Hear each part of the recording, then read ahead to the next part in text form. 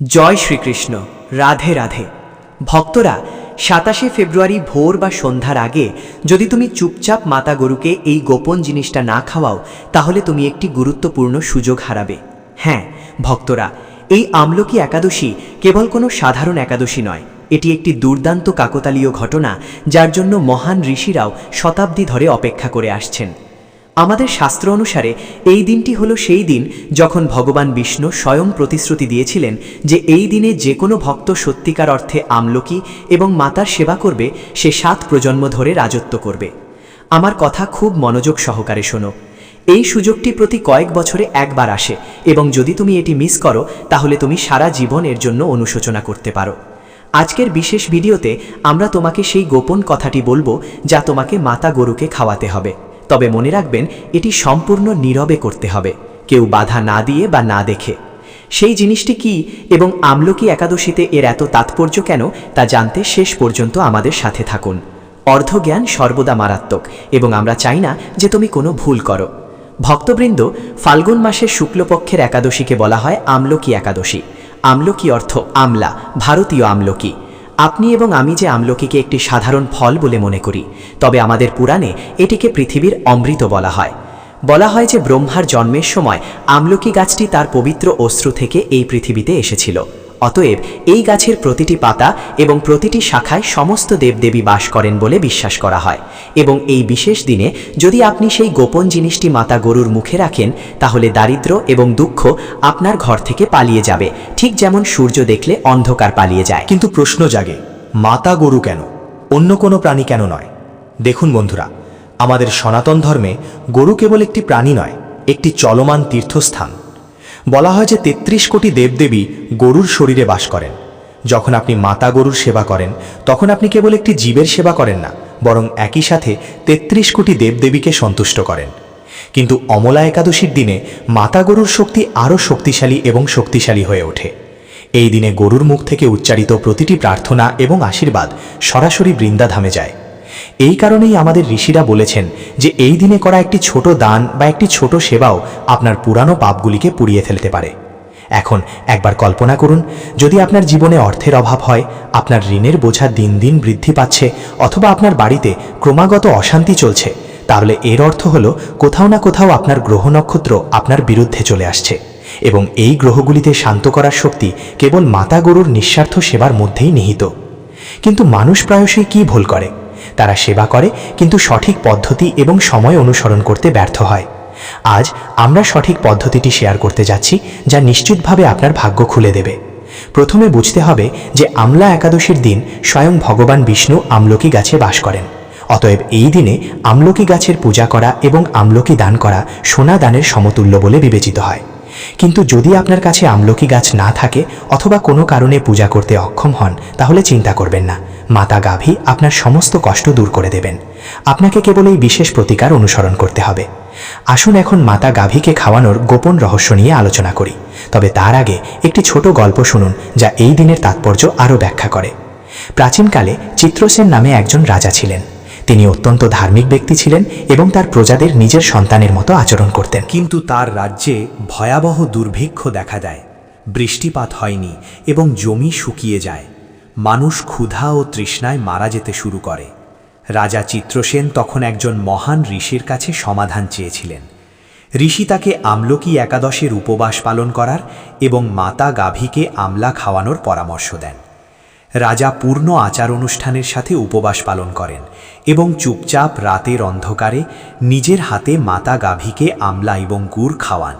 ভক্তবৃন্দ, এর ফলে পরের দিনই রাজ্যে মুষলধারে বৃষ্টিপাত হয় এবং শস্য ভাণ্ডারগুলি পুনরায় ভরে যায়। এই উপবাস এবং এই প্রতিকারের আসল শক্তি এটাই। তাই ভক্তবৃন্দ, এখন সাবধানে লক্ষ্য করুন আপনার কি করা উচিত। ২৭শে ফেব্রুয়ারি খুব ভোরে ঘুম থেকে উঠুন, স্নান করুন এবং পরিষ্কার পোশাক পরুন। যদি সম্ভব হয় হলুদ পোশাক পরুন, কারণ হলুদ রং ভগবান বিষ্ণুর প্রিয় এবং বৃহস্পতি গ্রহকে শক্তিশালী করে। এরপর আপনার বাড়ির মন্দিরে ভগবান বিষ্ণু এবং দেবী লক্ষ্মীর পূজা করুন। তাদের আমলা নিবেদন করুন। যদি তাজা আমলা না পাওয়া যায়, তুমি শুকনো আমলকি, ভারতীয় আমলকি অথবা এমনকি আমলকি গুঁড়োও ব্যবহার করতে পারো। পূজার পর নিজের হাতে একটি রুটি তৈরি করো, কিন্তু মনে রেখো এই রুটিটি সাধারণ হওয়া উচিত নয়। এই রুটি তৈরি করার সময় মনে মনে ওম নামো ভগবতে বাসুদেবায় মন্ত্রটি ক্রমাগত জপ করো, যাতে মন্ত্রের শক্তি রুটিতে মিশে যায়। রুটি তৈরি হয়ে গেলে এর উপরে একটু খাঁটি গুড় রেখে তার পাশে একটি আমলকি, ভারতীয় আমলকি রাখো। যদি আমলকি বড় হয় তাহলে ছোট ছোট টুকরো করে কেটে নাও। যদি আমলকি না থাকে তাহলে ধুয়ে আমলকি মুরব্বা বা আমলকি আচার ব্যবহার করতে পারো, তবে শুধুমাত্র ফল ব্যবহার করার চেষ্টা করো। এখন এই রুটিটি তোমার 2 হাতে নিয়ে ঈশ্বরের কাছে প্রার্থনা করো, হে প্রভু, আমার ঘর থেকে সমস্ত ঝামেলা দূর করো, আমার মাথা থেকে ঋণের বোঝা দূর করো এবং আমার পরিবারের উপর তোমার আশীর্বাদ রাখো। এখন মনে রাখার সবচেয়ে গুরুত্বপূর্ণ বিষয় হলো যে তোমাকে এই কাজটি সম্পূর্ণ একা করতে হবে। যখন তুমি এই রুটি নিয়ে ঘর থেকে বেরোবে তখন কারো সাথে কথা বলবে না, নীরবতার ব্রত পালন করবে। পথে কারো সাথে দেখা হলে অথবা যদি তুমি পরিচিত কাউকে দেখতে পাও তাহলে তাদের উপেক্ষা করো। তোমার সম্পূর্ণ মনোযোগ মাতা গাভীর উপর থাকা উচিত। যখন তুমি মাতা গাভীর কাছে পৌঁছাবে প্রথমে দূর থেকে তাকে অভ্যর্থনা জানাও এবং তারপর তাকে ভালোবাসার সাথে গুড় এবং আমলকিযুক্ত রুটি খাওয়াও। মাতা গাভী যখন রুটি খাচ্ছে তখন ডান হাত দিয়ে তার ঘাড়ের নিচে ঝুলন্ত চামড়া, যাকে গলার কম্বল বলা হয়, আলতো করে আদর করো এবং মানসিকভাবে তোমার ইচ্ছা প্রকাশ করো, তা সে সম্পদ, স্বাস্থ্য বা বিবাহের জন্যই হোক। বিশ্বাস করা হয় যে ভগবান ব্রহ্মা মাতা গাভীর ঘাড়ের কম্বলে বাস করেন এবং এটি স্পর্শ করলে তোমার ভাগ্যের সুপ্ত রেখাগুলি জাগ্রত হতে পারে। কিন্তু অপেক্ষা করো বন্ধুরা, এই প্রতিকার এখানেই শেষ হয় না। আরও একটি সতর্কতা খুবই গুরুত্বপূর্ণ। মানুষ প্রায়শই তাকে রুটি খাওয়ানোর পর ঘটনাস্থল থেকে ফিরে আসার ভুল করে। এটি করো না। তাকে রুটি খাওয়ানোর পর কমপক্ষে 5 মিনিট সেখানে দাঁড়িয়ে মাতা গাভীর দিকে তাকিয়ে থাকো। যদি গরু রুটি খাওয়ার পর জিভ দিয়ে নাক চেটে অথবা জোরে জোরে শব্দ করে তাহলে বুঝতে হবে তোমার পূজা কবুল হয়েছে। এটা অত্যন্ত শুভ লক্ষণ যে ঈশ্বর তোমার ডাক শুনেছেন এবং সুদিন শুরু হতে চলেছে। এখন কিছু লোক জিজ্ঞাসা করবে, আমরা যদি শহরে ফ্ল্যাটে থাকি এবং কাছাকাছি কোনো গরু না পাই তাহলে আমাদের কি করা উচিত? আচ্ছা বন্ধুরা, এরও সমাধান আছে। আমাদের শাস্ত্রে প্রতিটি সমস্যার সমাধান রয়েছে। যদি আপনি কোনো গরু খুঁজে না পান তাহলে আপনি কোনো গোশালায় যেতে পারেন এবং সবুজ ঘাস বা পশু খাদ্য দান করতে পারেন, অথবা গরুর জন্য কোনো পিগি ব্যাংকে টাকা আলাদা করে রাখতে পারেন এবং যখনই সুযোগ পান তখনই এটি গো সেবার জন্য ব্যবহার করুন। তবে আমলা একাদশীতে স্থানীয় গরুকে এই রুটি খাওয়ানোর চেষ্টা করুন, কারণ কেবল স্থানীয় গরুতেই সূর্য কেতু নদী, সূর্যের মতো নালী থাকে, যা মহাজাগতিক শক্তি টেনে আপনার কাছে প্রেরণ করে। জার্সি বা বিদেশি জাতের গরুতেই এই নালী নেই, অতএব তাদের খাওয়ালে স্থানীয় গরুকে খাওয়ানোর মতো সুবিধা হবে না। আরেকটি বিষয়ের ব্যাপারে বিশেষভাবে সতর্ক থাকা উচিত, তা হলো এই দিনে গরুকে আগের রাতের অবশিষ্ট খাবার বা অবশিষ্ট রুটি খাওয়ানো উচিত নয়। অনেকেই অলসতার কারণে সকালে গরুকে অবশিষ্ট রুটি দেন। এটি একটি গুরুতর পাপ এবং বাড়িতে দারিদ্র্য বয়ে আনে। অমল একাদশীতে এমনটিই হয়। জার্সি বা বিদেশি জাতের গরুর এই শিরা থাকে না, অতএব তাদের খাওয়ালে স্থানীয় গরুকে খাওয়ানোর মতো সুবিধা হবে না। আরেকটি বিষয়ের ব্যাপারে আপনার বিশেষভাবে সতর্ক থাকা উচিত যে এই দিনে রুটি সম্পূর্ণ সাদা হওয়া উচিত। ময়দার সাথে সামান্য হলুদ যোগ করলে আরও বেশি শুভ হবে, কারণ হলুদ শুভতার প্রতীক। বন্ধুরা, এই অমল একাদশী আপনার জীবনের একটি মোড় হতে পারে। আপনি যদি ঋণের বোঝায় জর্জরিত থাকেন, চাকরি খুঁজে না পান, ব্যবসায় ক্রমাগত ক্ষতির সম্মুখীন হন, অথবা আপনার সন্তানদের নিয়ে চিন্তিত থাকেন, তাহলে এই ছোট্ট সমাধানটি আপনার জীবনের দিক পরিবর্তন করবে। শাস্ত্রে লেখা আছে যে আমলকা পাপ ধ্বংস করে এবং মাতা গাভী মোক্ষ প্রদান করে। যখন এই দুটি একসাথে আসে তখন একটি ইতিবাচক শক্তি উৎপন্ন হয়, যা মুহূর্তের মধ্যে সবচেয়ে বড় সমস্যাও দূর করতে পারে। এখন আমি তোমাদের আরেকটি গোপন কথা বলবো, যা খুব কমই কেউ জানে। যদি তোমরা চাও যে তোমাদের 7 প্রজন্ম শাসন করুক, অর্থাৎ তোমাদের পরিবারে কখনো অর্থের অভাব না হয়, তাহলে মাতা গরুকে রুটি খাওয়ানোর পর তার খুরের ধুলো অর্থাৎ তার পায়ের মাটি নিয়ে কপালে লাগাও। হ্যাঁ বন্ধুরা, মাতা গরুর পায়ের ধুলো অত্যন্ত পবিত্র বলে মনে করা হয়। কপালে লাগালে দুর্ভাগ্য দূর হয় এবং সৌভাগ্য আসে। কিন্তু এই সব করার সময় তোমাদের কাউকে বাধা দেওয়া উচিত নয়। যদি কেউ জিজ্ঞাসা করে যে তোমরা কি করছো, তাহলে এর প্রভাব কমে যায়। তাই শুরুতেই বলেছিলাম যে এই কাজটি নীরবে করা উচিত। এই দিনে একটি আমলা গাছের নিচে বসে বিষ্ণু সহস্রনাম পাঠ করাও অত্যন্ত শুভ বলে বিবেচিত হয়। যদি কাছাকাছি একটি আমলা গাছ থাকে, তাহলে সেখানে একটি ঘি প্রদীপ জ্বালান। আর যদি কোনো আমলা গাছ না থাকে, তাহলে আপনার বাড়ির মন্দিরে একটি আমলা রাখুন এবং তার সামনে একটি প্রদীপ জ্বালান এবং ঈশ্বরের কাছে প্রার্থনা করুন।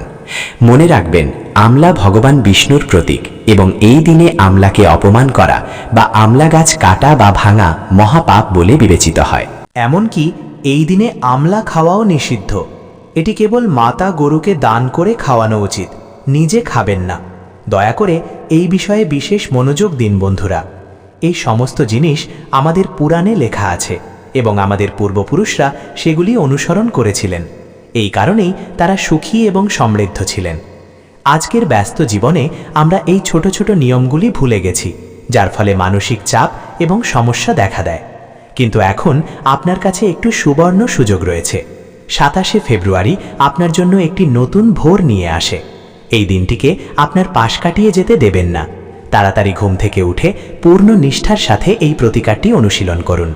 বিশ্বাস করুন বন্ধুরা, ঈশ্বর তাদেরই সাহায্য করেন যারা নিজেদের সাহায্য করেন। আরেকটি গুরুত্বপূর্ণ কথা আমি আপনাকে বলতে চাই।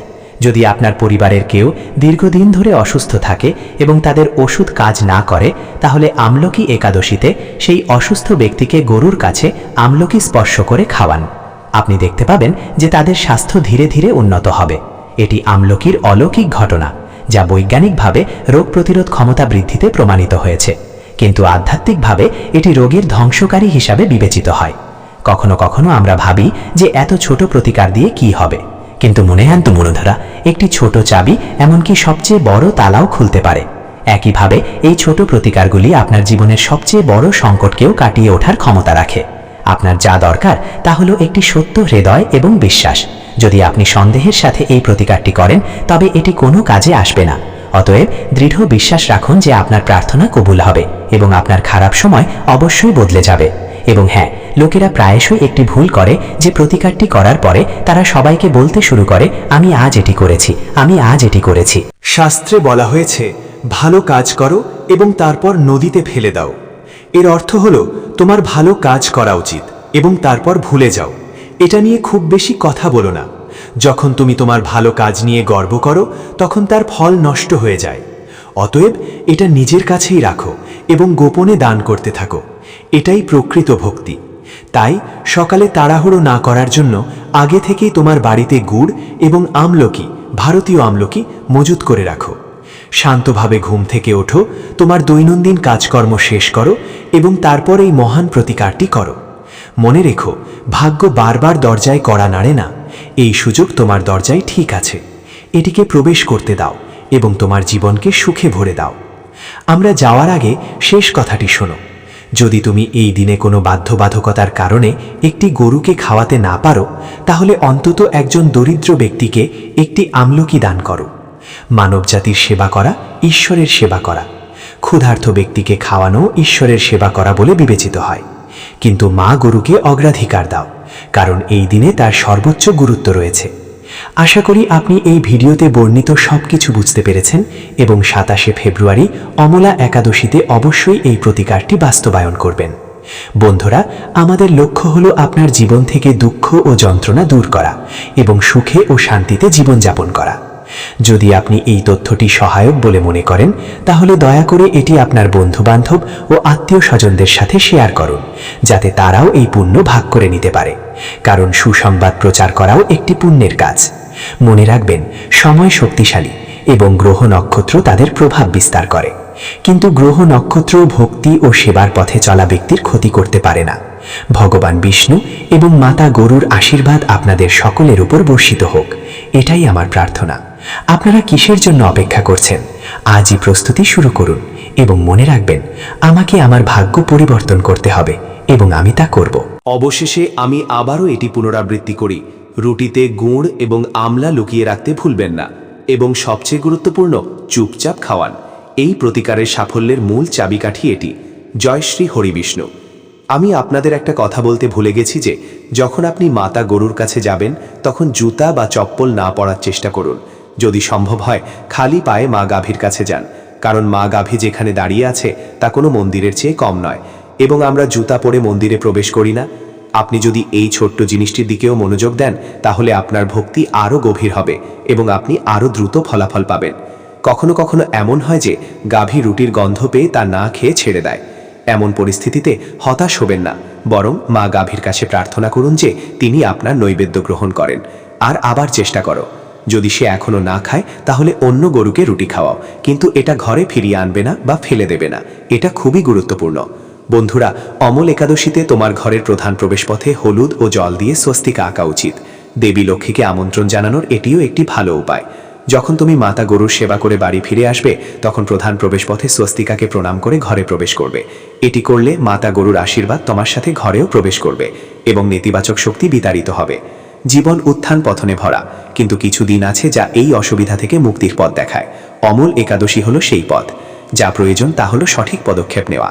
এক ধাপ এগোলে ভগবান তোমার দিকে 10 ধাপ এগোবেন। তাই ভক্তরা, এই ভিডিওটি এখানেই শেষ করলাম। রাধে রাধে বলুন।